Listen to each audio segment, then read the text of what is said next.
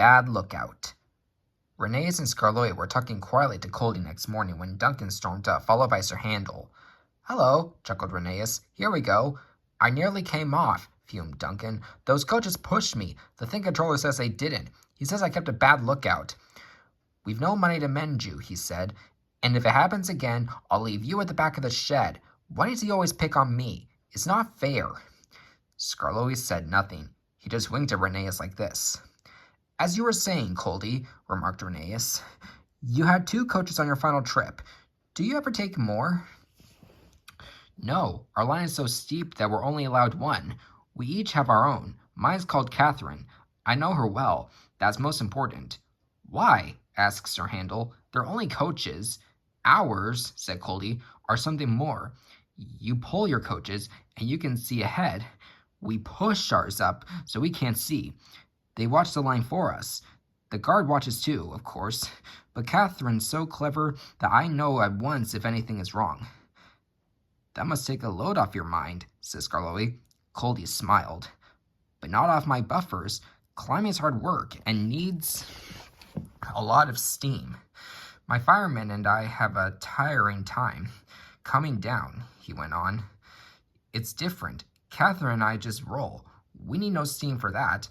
Sir Handel sighed enviously. "I should like that," he said.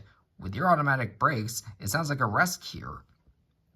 "That," replied Coldy, "was just a mistake poor Godred made."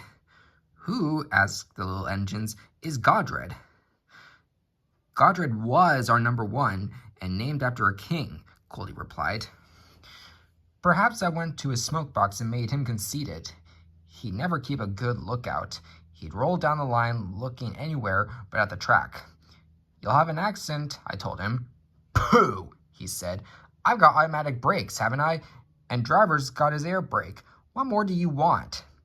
'More sense from you,' I said. 'No engine can stop at once if he isn't ready to obey his driver's controls.' 'The first thing a young engine learns,' agreed Skarloey. Godred never learned since. His driver and fireman and the manager all spoke to him.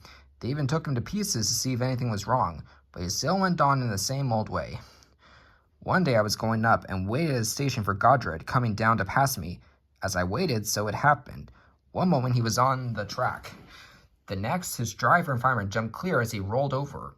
No one was hurt. His coach stayed on the rails, and the guard braked her to a stop. They brought Godred home next day. 'We've no money to mend you,' said our manager, 'so you'll go to the back of the shed.' As time went on, poor Godred got smaller and smaller till nothing was left." What happened?" asked Duncan anxiously. "It's not nice to talk about," said Coldy. "But what happened? Why isn't it nice?" "Our drivers use Godred's parts to mend us," answered Coldy mournfully. Sir Handel and Duncan were unusually silent long after Coldy had gone home. Neither Skarloey nor Rheneas ever mentioned that Coldy had made the story up.